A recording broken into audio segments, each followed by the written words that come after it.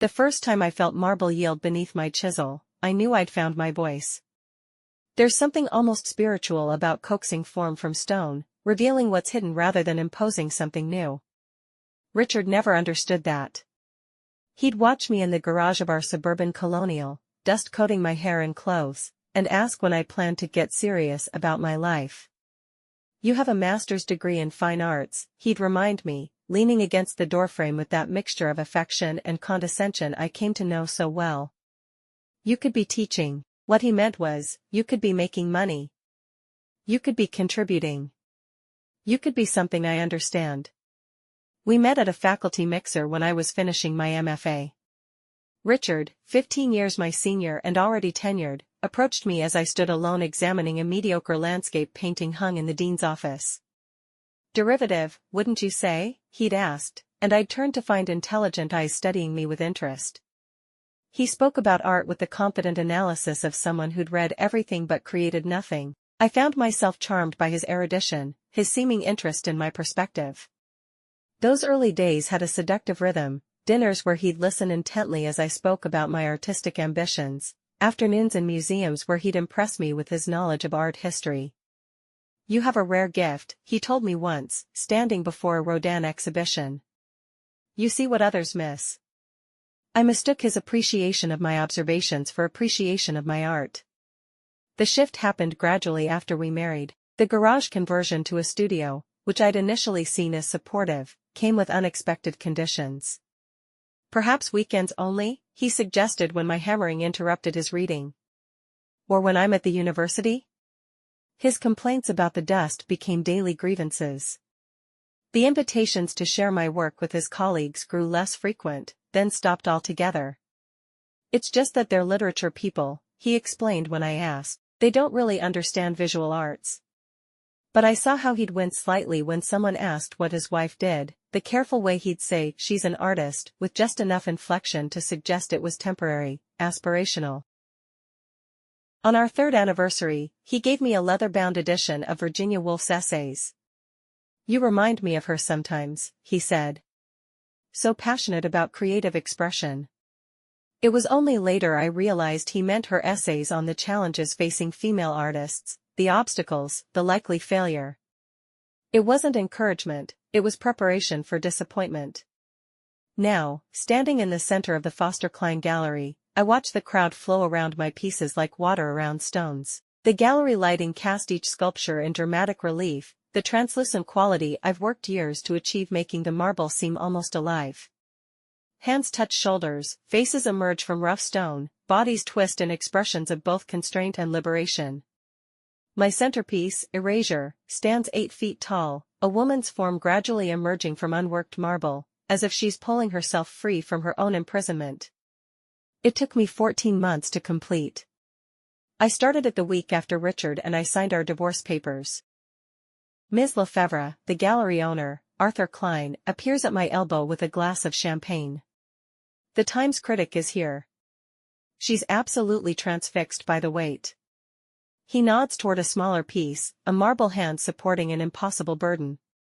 Thank you for taking a chance on me, I say, accepting the champagne. Arthur smiles.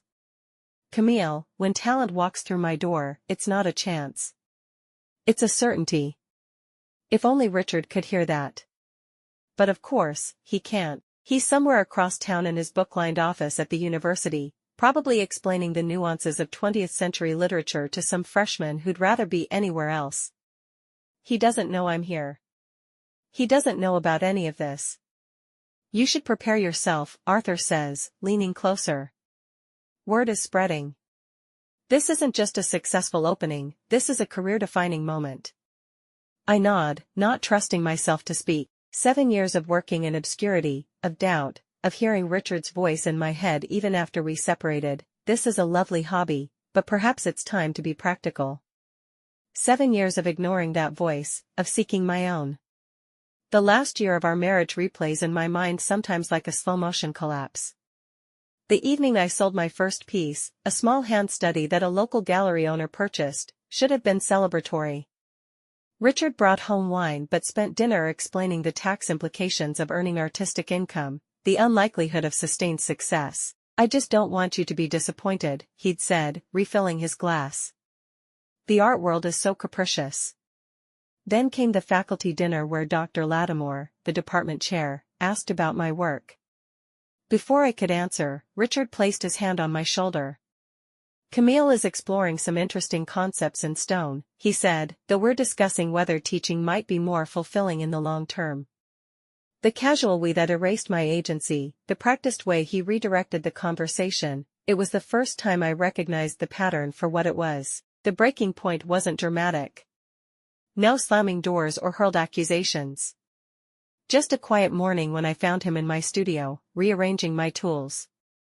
I thought this might be more efficient, he explained, showing me the new organizational system he'd implemented without asking. Something crystallized in that moment, the understanding that in our marriage, my space would never truly be mine, my decisions never fully respected.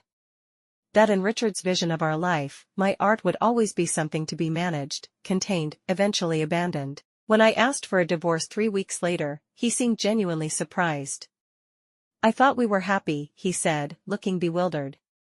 Perhaps in his version of our story, we were. I should mingle, I say, and Arthur squeezes my arm before disappearing into the crowd. I drift between groups of attendees, accepting congratulations, answering questions about my process, my inspiration. I explain how I select the marble, how I listen to what it wants to become. Some nod with understanding, others smile politely, uncertain. I'm used to both reactions. At 9:30, I retreat to a quiet corner, my feet aching in unfamiliar heels. The gallery is still packed, the noise level rising as more champagne flows. I watch a young couple circle erasure, their hands occasionally touching as they point out details to each other. You've done beautifully, a voice says beside me, and I turn to find my former classmate Elisa, now a curator at the Museum of Modern Art. The technical execution alone would be impressive, but the emotional resonance. She shakes her head. It's extraordinary, Camille. Thank you, I say. It means a lot, especially coming from you. I want to talk to you about a possible installation next year, she says. Not tonight, enjoy this moment. But call me next week. After she leaves, I lean against the wall, suddenly overwhelmed. This is happening. Really happening. The years of working 2 jobs to support my art, of carving in the pre-dawn hours before my shift at the art supply store, of endless rejections. It's all led here. And then I see him. Richard stands in the entrance, scanning the room with the slightly detached interest he always brought to events he considered beneath his intellectual caliber. He's wearing the same charcoal blazer he wore to faculty mixers, his perpetually untrimmed hair now showing threads of silver at the temples. For a moment, I consider hiding. There are enough people here that I could easily avoid him. But a strange calm settles over me instead. I've carried the weight of his dismissal for years. Perhaps it's time to set it down.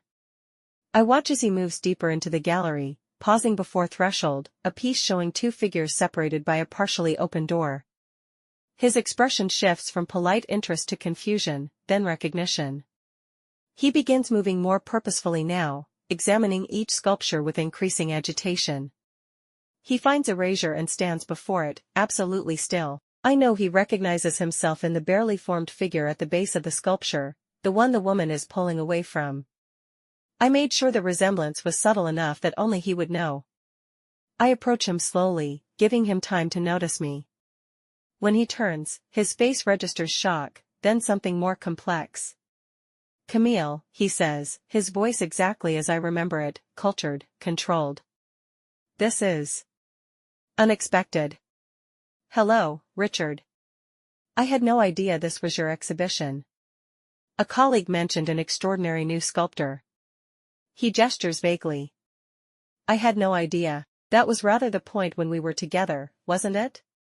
The words come out softer than I intended, without the edge I thought I'd want. He has the grace to look uncomfortable. Your work is remarkable. Truly. I'm somewhat speechless. Thank you. How long have you been? He trails off, gesturing at the gallery. Working at this level? Since before we met. You just never noticed. He flinches slightly. I suppose I deserve that. It's not about what you deserve, Richard. It's just the truth. A small group approaches, hovering nearby, clearly waiting to speak with me. Richard notices them and steps back. I should let you attend to your admirers, he says, attempting a smile. Perhaps we could catch up later? I'd like to hear about your journey. Ms. Lefevre, a woman in the group, calls. Your work is extraordinary. Would you mind explaining your process? I hesitate, caught between past and present. Richard waits, expectant. He always did assume I would accommodate his desires, rearrange my life to suit his convenience. I'm sorry, I tell him, finding I actually mean it. I need to speak with these people. This is my night. Something shifts in his expression, disappointment, but also the dawning realization that he no longer has any claim on my time. As I turn away, he catches my arm. Camille, wait. I just want to say, I always knew you had talent. I encouraged your art, remember? Those classes I suggested, the studio space in the garage. And there it is. The rewriting of history I should have expected. The need to position himself as the supportive ex-husband, the mentor, the one who saw my potential before anyone else. I gently remove his hand from my arm. Richard, we both know that's not true. I bought you your first set of professional chisels, he protests, his voice rising slightly. For my birthday, yes. And then complained about the noise whenever I used them. I keep my voice even, aware of nearby ears. You suggested teaching because you thought sculpture was a hobby, not a career. You called it my little project when introducing me to your colleagues. That's not fair. I was concerned about financial stability. Artists struggle, I was being practical. You were being controlling, I correct him. There's a difference. I remember the night I received the acceptance letter for a prestigious sculpture symposium in Vermont. 6 weeks of intensive work with masters in the field. I'd been applying for 3 years. But it's during the semester, Richard had said, frowning at the dates. And we were planning to visit my parents. I can see your parents another time, I'd replied. This is a huge opportunity. He'd sighed that particular sigh, the one that suggested I was being difficult, unreasonable. I just worry you'll be disappointed. These events often promise more than they deliver. What if I'm not disappointed? I'd asked. What if it's everything I hope for? He'd looked genuinely perplexed. Then what? You still come back here, to our life. To reality. That was when I understood, my success threatened him more than my failure ever could. My failure confirmed his worldview, his position as the practical, wise husband guiding his dreamer wife. My success would disrupt everything. I went to Vermont. When I returned, the distance between us had become unbridgeable. 3 months later, I moved out. His face hardens. I see. And now that you're successful, you've constructed this narrative where I was the villain. I actually laugh at that. Richard, this isn't about you. That's what you never understood. My art, my career, none of it was ever about you. The waiting group has grown larger, and Arthur appears at my side. Camille, the Times photographer, wants a few shots with you beside Erasure. And so many people are waiting to meet you. I nod. I'll be right there. When Arthur steps away, I turn back to Richard. I need to go. Of course. His academic mask slips back into place. Congratulations on your success, Camille. As I start to move away, he adds, I'd still like to catch up sometime. Perhaps I could interview you for the university's alumni magazine? It would be good exposure. I pause, turning back to him. Richard, I have all the exposure I need. But thank you for coming tonight. I hope you enjoy the exhibition. I move toward Erasure, where the photographer waits. As I position myself beside my creation, I realize I feel lighter somehow. Richard's presence, which I once feared might diminish this moment, has instead crystallized it. Standing beside this sculpture that represents my emergence from the shadow of his expectations, I finally feel the last pieces of our shared past falling away. Later, during the Q&A portion of the evening, I see Richard lingering near the back of the crowd. He raises his hand when Arthur asks for questions. "Your work explores themes of constraint and liberation," Richard says when called upon, his professor voice in full effect. "Could you speak about your artistic influences and how you developed your distinctive approach to marble?" It's a softball question, carefully crafted to remind everyone of his cultural literacy while positioning himself as someone with special insight. I recognize the tactic from countless faculty parties. My approach developed through years of trial and error, I answer. As for influences, I was fortunate to study with Gabriela Teo in my early 20s, before my marriage. After my divorce, I reconnected with her teachings about finding what's already within the stone rather than imposing one's will upon it. I pause, meeting his gaze directly. My breakthrough piece was actually Erasure, which stands in the center of the gallery.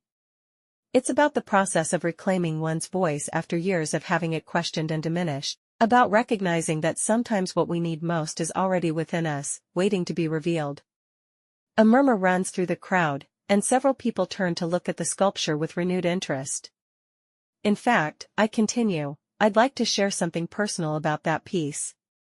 It represents a journey that many artists face, the struggle to believe in one's vision when those closest to us suggest we should pursue something more practical.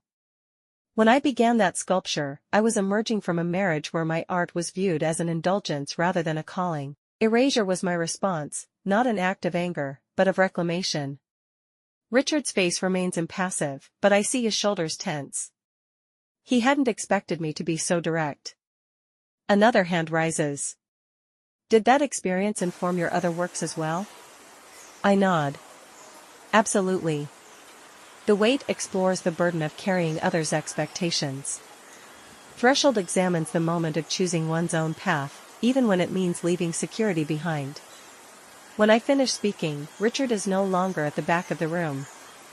I scan the gallery and spot him by the entrance, putting on his coat. Our eyes meet briefly across the space.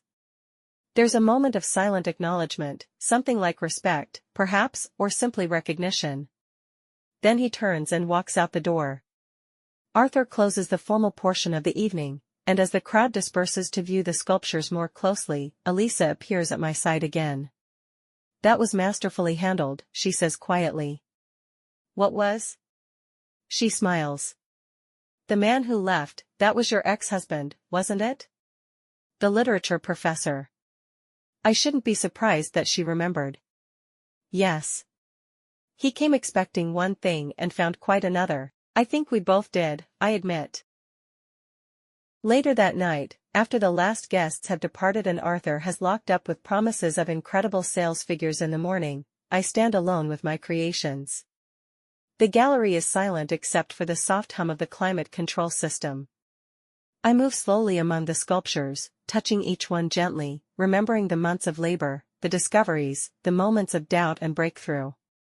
When I reach Erasure, I place my palm against the cool marble of the emerging figure, the woman pulling herself free, becoming whole. For years I worried that my work was too personal, too revealing, that viewers would see only the particulars of my story rather than the universal experiences I hoped to capture. But tonight I witnessed strangers finding themselves in my sculptures, recognizing their own struggles and triumphs. I saw them circling Erasure with tears in their eyes, touching their companions' arms and whispering, "This is exactly how it feels." My phone buzzes with a text message. It's from Richard. "Congratulations again on a remarkable achievement. Your talent is undeniable. I regret not seeing it clearly sooner." I read it twice, noting what he doesn't say, that he was wrong, that he's sorry, that he regrets his dismissal of my work. Even now, he can't quite admit the truth. But perhaps this is as close as he can come.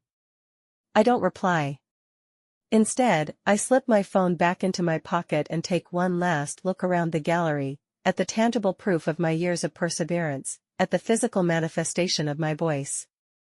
Tomorrow there will be reviews to read, interviews to give, decisions to make about which offers to accept. My life is about to change in ways I can barely imagine. But tonight, in this quiet moment between what was and what will be, I simply stand with my creations and acknowledge what I've always known, that the art was always there, waiting inside the stone. All I had to do was believe it enough to reveal it. Please like and subscribe for more great petty revenge stories. Please let and know your favorite art medium in the comments and your favorite artist. Are you an artist? Please tell us about your work and let